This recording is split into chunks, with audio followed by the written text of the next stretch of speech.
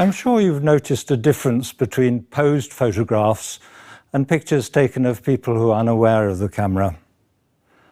The pictures where people are unaware, they often look like this. This picture was taken in central London, people in the prime of life, and yet everyone there looks haggard, depressed, anxious. Some of them look quite angry, not a smile to be seen. And yet if you look at pictures of people posed, they put their arms around each other, as in this picture. They smile. That's, I think, how we'd like to be seen, how we think we should be together. Unfortunately, the data tells a different story. In the UK, surveys have shown that 74% of adults have felt so stressed they're overwhelmed and unable to cope. 32% have had suicidal thoughts. 16% have actually self-harmed. In the USA, pictures very similar. 79% felt stressed every day, and almost 60% have felt paralyzed by stress.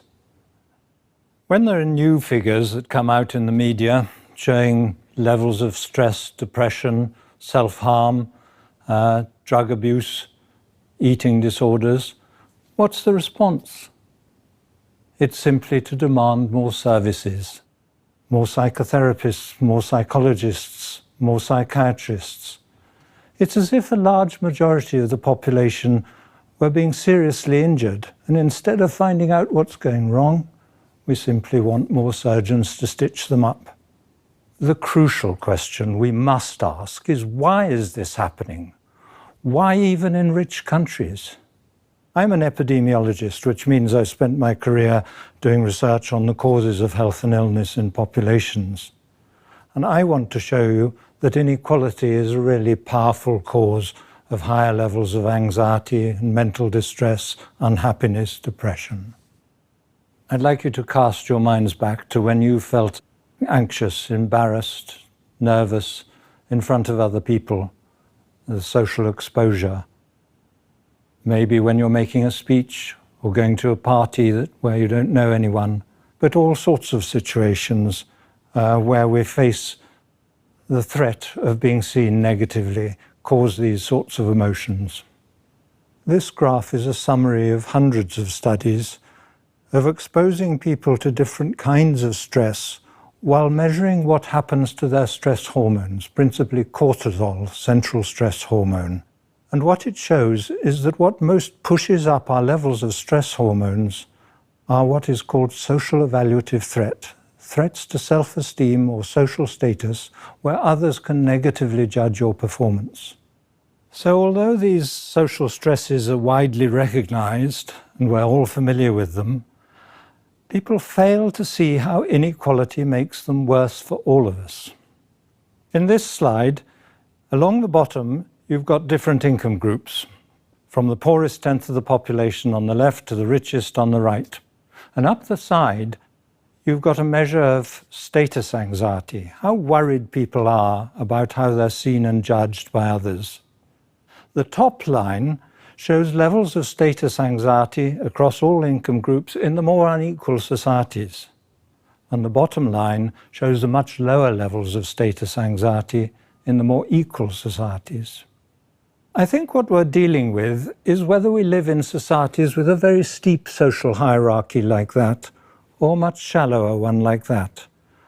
If you like, bigger material differences between us increase the social distances and those feelings of superiority and inferiority.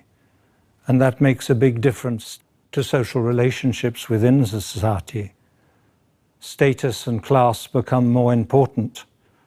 We're less likely to marry people with a different class background. Community life, as I've said, drops away, and violence also goes up, because violence is triggered by people feeling looked down on, loss of face, disrespected, humiliated. Those are the triggers of violence, and of course people who are more sensitive to status issues, violence is triggered more often. Consumerism also goes up because we're all trying to enhance our self-presentation. All sorts of measures of social interaction show the whole social structure becoming more ossified with inequality. Social mobility goes down, and with that, we're even further away from the equal opportunities which we claim to be trying to provide for children. So inequality isn't just about unfairness or poverty. It puts us in social relationships, relationships of superiority and inferiority. It ranks us from better to worse. It's a really invidious process, and it creates those feelings of inferiority at the bottom. It makes us judge each other more by social status, and with that, we become more worried about how we are seen and judged by others. There are two common responses to feeling so worried about how we're seen and judged. One is that you almost accept your inferiority, low self-esteem, lack of confidence. You withdraw from social life because you find it all too difficult, and you become more vulnerable to depression. And indeed, rates of depression are higher in more unequal societies. The other common response is almost exactly the opposite. If you're worried about what people think of you, you talk yourself up, you big yourself up, you flaunt your abilities and achievements, you become narcissistic instead of modest. We see that too in more unequal societies. This next graph is from a study of what psychologists call self-enhancement. People in different countries are asked how they think they compare to the average on different characteristics. And what it shows is in more unequal societies, people big themselves up. They think they're better at things. They present themselves in an exaggerated way. They become narcissistic. It's like everyone thinking they're better drivers than average. That tendency is greater in more unequal societies. Mental illness is also worse in more unequal countries because mental illness is often triggered or exacerbated by issues to do with dominance and subordination, superiority and inferiority. There was a recent study of the 36 OECD countries showing a tight correlation between levels of inequality in those societies and the 10 most common mental disorders. I think the saddest part of this is that studies of happiness and well-being, studies of health too, show that one of the most important determinants is the quality of our social relationships, our social environment, our friendships.